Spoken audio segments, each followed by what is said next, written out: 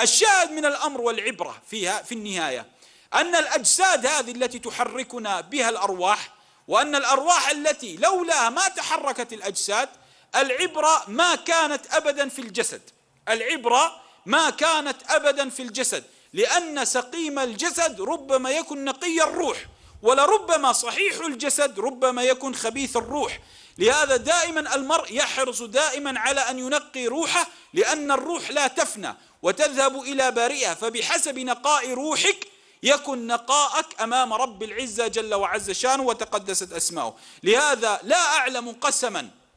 واسمعها، لا أعلم قسما أطال الله به جل وعز شانه 11 قسما إلا بنقاء النفس ونقاء الروح. قال تعالى: والشمس وضحاها والقمر إذا تلاها والنهار إذا جلاها والليل إذا يغشاها والسماء وما بناها والأرض وما طحاها ونفس وما سواها فألهمها فجورها وتقواها قد أفلح من زكاها وقد خاب من دساها. 11 قسم أقسم قبل أن يقول لنا أن النفس تفلح إذا تزكت،